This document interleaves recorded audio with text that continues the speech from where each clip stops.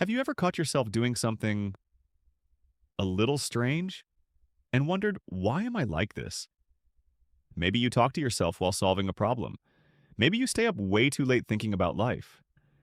Maybe you can't stand small talk and would rather debate the meaning of existence over coffee. And at some point, someone probably told you, you're weird. But what if weird isn't the right word? What if some of those odd habits are actually subtle signs that your brain is wired a little differently? Maybe even more intelligently than average? Because here's the thing, when most people think of high IQ, they picture someone who aces math tests, memorizes facts, or solves puzzles quickly. That's part of it. But intelligence isn't just about performance, it's about patterns. It's about how your brain navigates the world when nobody's grading you, and sometimes those patterns look unusual.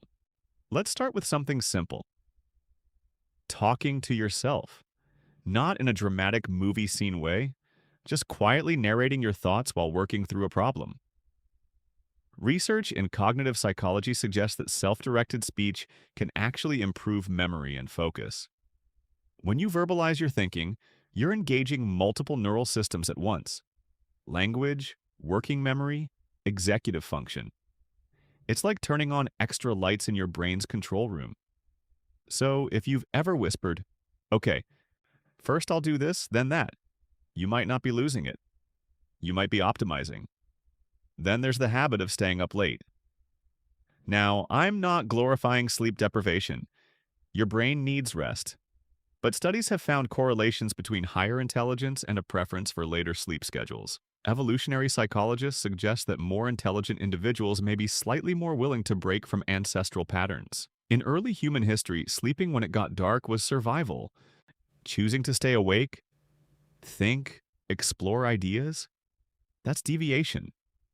And intelligence often shows up as a willingness to deviate. Another one, you question everything: rules, traditions, advice, not because you're rebellious for the sake of it, but because your brain doesn't like unexamined assumptions.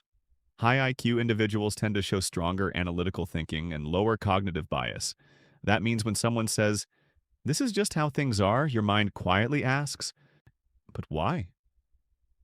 That curiosity can make you seem difficult, but psychologically it's linked to deeper processing and independent thought. Let's talk about daydreaming. You might think zoning out is a flaw, but neuroscientists studying the brain's default mode network have found that when your mind wanders, it's not idle. It's integrating information, simulating scenarios, connecting distant ideas. Many highly intelligent people report frequent daydreaming, not because they're unfocused, but because their brains are constantly running background simulations. It's like having dozens of tabs open, not by accident, but because your mind is exploring. Here's another one that surprises people. You prefer being alone, not because you hate people, but because social interaction consumes cognitive resources. Research from evolutionary psychology suggests that more intelligent individuals may derive less happiness from frequent socialization compared to others.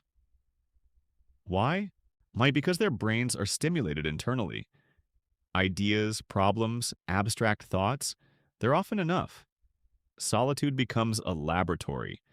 And then there's sensitivity, emotional intensity.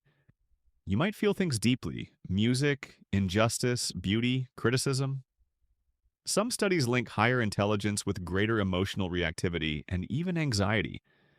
That's not weakness, it's awareness. A more perceptive brain picks up subtleties others miss. The downside is overthinking. The upside is empathy, nuance, creativity. Let me ask you something. Do you find it hard to turn your brain off? Like even when you're trying to relax, your mind is analyzing conversations, replaying events, imagining future outcomes? That mental restlessness is often associated with higher cognitive ability. Your prefrontal cortex, the planning, reasoning part of your brain, doesn't clock out easily. It keeps scanning, evaluating, predicting. That can feel exhausting, but it's also a powerful tool. Another weird habit: hot dark humor. Highly intelligent individuals often enjoy complex humor, especially irony and subtlety. Understanding dark or layered jokes requires rapid pattern recognition and contextual processing. Your brain has to detect the hidden structure behind the punchline.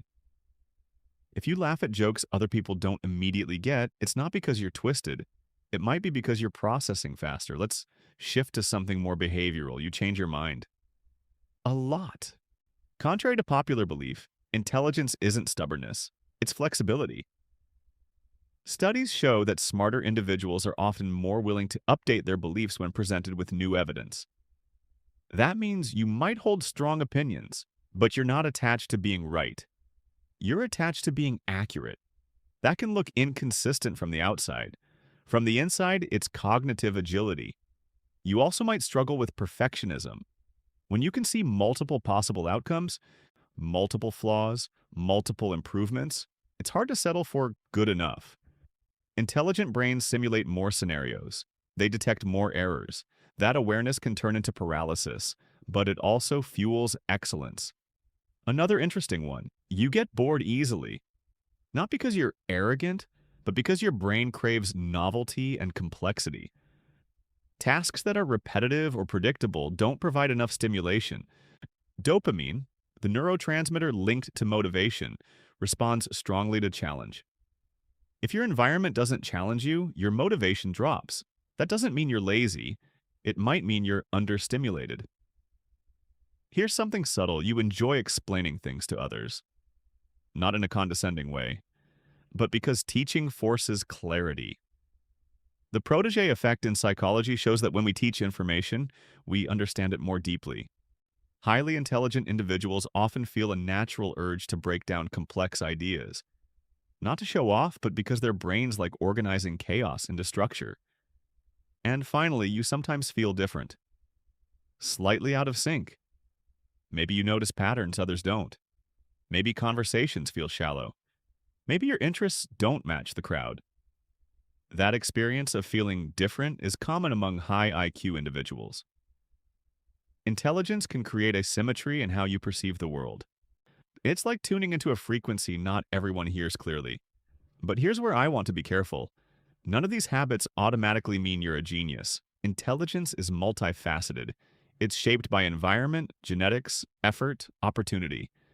And having a high IQ doesn't make someone superior. It just means their brain processes information in certain ways. What matters more than IQ is awareness. If you recognize yourself in some of these habits, the goal isn't to label yourself as special. It's to understand your wiring. Maybe your overthinking isn't a flaw. It's a tool that needs direction. Maybe your solitude isn't isolation. It's refueling. Maybe your questioning isn't disrespect. It's intellectual integrity. Psychology teaches us that traits become strengths or weaknesses depending on how consciously we use them. A restless mind can create anxiety or innovation. Sensitivity can create overwhelm or empathy. Curiosity can create conflict or progress. So instead of asking, "Am I weird?" maybe ask, "How is my brain trying to help me?" Because intelligence isn't just about scoring high on a test. It's about how you navigate uncertainty, how you adapt, how you connect ideas, how you learn, and if some of your so-called weird habits are linked to that process. Maybe they're not weird at all. Maybe they're signals. Signals that your brain likes depth, complexity, meaning I'd love to know. Did any of these resonate with you? Do you have habits that people call strange but feel natural to you? Let's explore them together. Because understanding your mind isn't about ego, it's about growth. And growth, in the end, might be the real measure of intelligence.